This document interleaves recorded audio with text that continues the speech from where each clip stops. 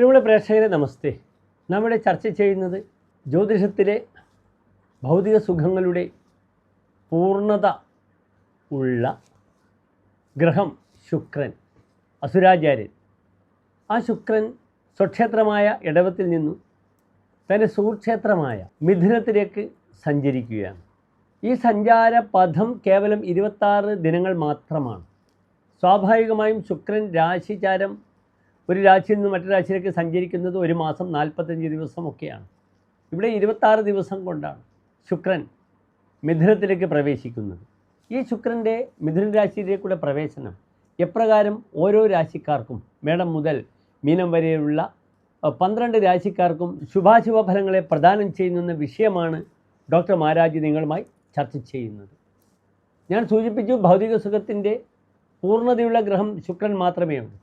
ആഡംബരങ്ങൾ, സുഖഭോഗങ്ങൾ, വാഹനങ്ങൾ, നല്ല വസ്ത്രങ്ങൾ, സ്ത്രീ, ഗേൾ ഫ്രണ്ട്സ്, ഭൗതിക സുഖം, സെക്സ്, ഇതൊക്കെ ശുക്രൻ്റെ കാരകധർമ്മങ്ങളാണ്. പാട്ട്, സംഗീതം, തൗരിത്രികം, സംഗീത ഉപകരണങ്ങൾ, അപ്രകാരം എക്സ്പ്രസീവായ ഏത് വസ്തുക്കളും, വാങ്ങലും കൊടുക്കലും വ്യാപാരവും, ഗാംബ്ലിംഗ്, ക്രയവിക്രയ കുശലഹ എന്നൊരു ഫലം തന്നെ ശുക്രന് പറഞ്ഞിരിക്കുന്നു. അപ്രകാരം ഭൗതിക സുഖത്തിൻ്റെ പൂർണ്ണതയുള്ള ഗ്രഹമാകുന്നു ശുക്രൻ. ഈ ശുക്രൻ ഇനി മേടം മുതൽ മീനം വരെയുള്ള 12 രാശിക്കാർക്ക് എപ്രകാരമാണ് ശുഭാശുഭ ഫലങ്ങളെ പ്രദാനം ചെയ്യുന്നതെന്ന വിഷയമാണ് നിങ്ങളുമായി നാം ചർച്ച ചെയ്യുന്നത്. ഇവിടെ ശുക്രൻ മിഥുന രാശിയിലേക്ക് പ്രവേശിക്കുന്നത് 1200 കർക്കടക മാസം 10-ാം തീയതിയാണ്. അതായത് 2025 ജൂലൈ മാസം 26-ാം തീയതി.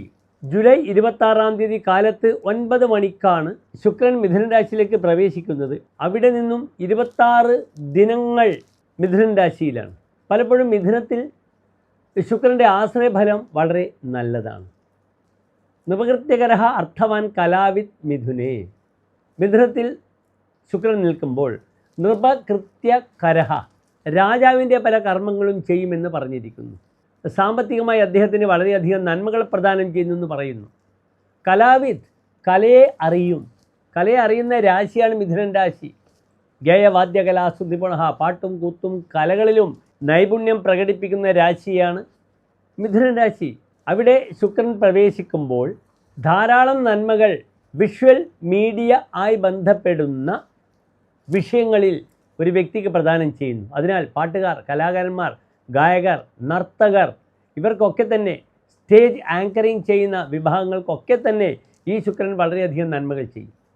പലർക്കും ശുക്രൻ വളരെ ശക്തമായി നിൽക്കുന്ന ശുക്രൻ പലപ്പോഴും ലോട്ടറി ലക്ക് വരും.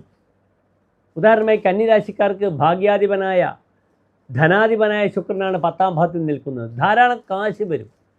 ഗാംബ്ലിംഗ് പ്ലാനറ്റാണ്. ലോട്ടറി, ഊഹക്കച്ചവടമൊക്കെ ചെയ്യുന്ന ശുക്രൻ ധാരാളം നന്മകൾ പ്രദാനം ചെയ്യും.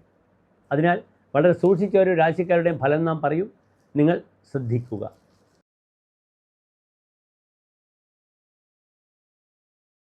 കാർത്തിക നക്ഷത്രത്തിൻ്റെ അവസാനത്തെ 45 നാഴിക, രോഹിണി, മകേരിയ നക്ഷത്രങ്ങൾ വരുന്ന 2.25 നക്ഷത്ര സമൂഹമാകുന്നു ഇടവൻ രാശി.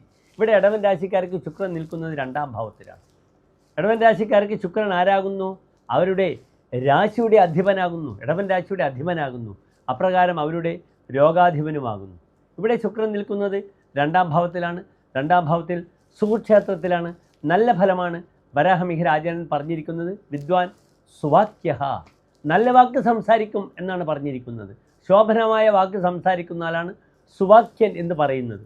അതിനാൽ തൻ്റെ വാക്കുകൾക്ക് ഏറ്റവും നന്മകൾ ഉണ്ടാകുന്ന 26 ദിനങ്ങളാണ് ഇവരുടെ മുന്നിലുള്ളത്. ഇവിടെ പ്രത്യേകം മനസ്സിലാക്കണം, ഒരു വിപരീത രാജ്യയോഗമുണ്ട്. ഇടവൻ രാശിയുടെ അധിപനായ 6-ാം ഭാവാധിപനായ ശുക്രനും അഷ്ടമാധിപനായ വ്യാഴവും തമ്മിൽ ഒന്നിച്ച് നിൽക്കുമ്പോൾ അത് ദീർഘായുസ്സാണ്. അവിടെ വളരെയധികം നന്മകൾ പ്രദാനം ചെയ്യും ഈ ഒരു യോഗം. അതിനാൽ സാമ്പത്തികപരമായി വളരെയധികം നല്ല മാറ്റങ്ങൾ 26 ദിവസം ഉണ്ടാകാം. ഗാംബ്ലിംഗ്, ഊഹക്കച്ചവടം, അപ്രകാരം പല രീതിയിലും താൻ ചെയ്യുന്ന കർമ്മങ്ങൾക്ക് ഒരു പൂർണ്ണത വരും. തനിക്ക് ധനസ്രോതസ് ഓപ്പൺ ആകുന്ന ഒരവസ്ഥ സംജാതമാകും ഇടവം രാശിക്കാർക്ക്. ആ വ്യാഴത്തിന് വലിയൊരു താങ്ങാണ് ശുക്രൻ്റെ യോഗം കൊണ്ട് ഉണ്ടായിരിക്കുന്നത്. ആ ദിഗ്രഹ യോഗം വളരെയധികം നന്മകൾ പ്രദാനം ചെയ്യും. ദിഗ്രഹയോഗം എന്താകുന്നു? ഗുരുശുക്രന്മാരുടെ യോഗം. സദ്വിദ്യോധനധാരവാൻ ബഹുഗുണോ ശുക്രേണ യുക്തേ ഗുരു. ശുക്രനോടുകൂടി വ്യാഴം നിൽക്കുമ്പോൾ സദ്വിദ്യ, നല്ല വിദ്യ പഠിക്കും. ധനധാരവാൻ, ഇദ്ദേഹത്തിന് സാമ്പത്തികമായി നല്ല ഗുണമുണ്ടാകും. ധാരവാൻ, ഇദ്ദേഹത്തിന് ഭാര്യാസുഖം ലഭിക്കും. അതിനാൽ ഫാമിലി ലൈഫ്, തൻ്റെ രണ്ടാം ഭാവം തൻ്റെ കുടുംബമാണ്. അതിനാൽ ഫാമിലി ലൈഫ് കെട്ടിപ്പടുക്കുവാൻ വളരെ നല്ലതാണ്. വിവാഹ തീരുമാനങ്ങളാകാം, ഭാര്യാഭർത്തൃ ബന്ധം വളരെ നന്നായി മുന്നോട്ട് നീങ്ങുവാൻ ഈ ഒരു യോഗം, ദിഗ്രഹ യോഗം പ്രിയപ്പെട്ട ഇടവൻ രാശിക്കാർക്ക് സഹായകരമായി തീരും, സംശയമില്ല. 26 ദിവസമാണ് ശുക്രൻ നിൽക്കുന്നത്. ഈ 26 ദിവസം ജൂൺ 1 വരെ നിൽക്കുന്ന വ്യാഴത്തോടു കൂടി ഒരു രാജയോഗത്തെ പ്രദാനം ചെയ്യുമെന്നാണ് ഞാനിവിടെ സൂചിപ്പിക്കുന്നത്. അതിനാൽ ഈ ദിഗ്രഹ യോഗത്തിൻ്റെ ബലത്തിലൂടെ വളരെ അനുകൂലമായി കാര്യങ്ങൾ നല്ല രീതിയിൽ മുന്നോട്ട് നയിക്കുവാൻ ഇടവൻ രാശിക്കാർക്ക് പ്രാപ്തി വരും. ചമത്കാര ചിന്താമണിയിൽ വളരെ നന്നായാണ് സംസാരിച്ചിരിക്കുന്നത്. രണ്ടാം ഭാവത്തിൽ ആചാര്യൻ ശുക്രൻ നിൽക്കുമ്പോൾ മുഖം ചാരുഭാഷം മനീഷാബി ചാർവി, നല്ല മനോഹരമായി സംസാരിക്കുന്ന മുഖമുണ്ടാകുന്നു. മനീഷാബി ചാർവി, ഇദ്ദേഹത്തിന് വലിയ ബുദ്ധി ഉണ്ടാകുന്നു. സുഖം ചാരുജാനൂനി വാസാംസിതസ്യ, ഇദ്ദേഹത്തിന് നല്ല നല്ല വസ്ത്രങ്ങൾ ലഭിക്കുന്നു. വസ്ത്രങ്ങൾ അധികാരത്തെ സൂചിപ്പിക്കുന്നു. അതിനാൽ സ്ഥാനമാനങ്ങൾ ഇദ്ദേഹത്തിന് ലഭിക്കുന്നു. ഈ രണ്ടാം ഭാവത്തിൽ നിൽക്കുന്ന ശുക്രൻ കുടുംബസ്ഥിത പൂർവദേവസ്യ പൂജ്യ കുടുംബേ നക്കിം ചാരു ചാരു അംഗനാശ എന്നൊരു ഫലവും ഈ വിഷയത്തിൽ പറഞ്ഞിട്ടുണ്ട് ആചാര്യൻ. കുടുംബസ്ഥാനത്ത് ശുക്രൻ നിൽക്കുമ്പോൾ ഈ ശ്ലോകത്തിൻ്റെ ഉത്തരാർത്ഥം ഇപ്രകാരമാണ് പറഞ്ഞിരിക്കുന്നത്. ഇദ്ദേഹം തന്നെ കുടുംബത്തിൽ പ്രിയങ്കരനും സുന്ദരിമാരായ സ്ത്രീകളെ, അങ്കനകളെ ആശ്രയിക്കുന്നവനും ആയിരിക്കുമെന്നാണ് ഫലം പറഞ്ഞിരിക്കുന്നത്. അതിനാൽ തൻ്റെ നല്ല വാക്കിലൂടെ പബ്ലിക് സ്ത്രീകൾ ആകർഷിക്കപ്പെടുക, നല്ല സ്ത്രീകളെ തനിക്ക് പ്രതീക്ഷിക്കാൻ പറ്റാത്ത രീതിയിലുള്ള സ്ത്രീ സൗഹൃദങ്ങളുണ്ടാവുക എന്നിങ്ങനെ ധാരാളം ഫലങ്ങൾ പറഞ്ഞിരിക്കുന്നു. തൻ്റെ ചാരുവായ അവയവങ്ങൾ കാലാന്തരത്തിൽ ദോഷം സംഭവിക്കുമെന്നും ഫലം പറഞ്ഞിരിക്കുന്നു.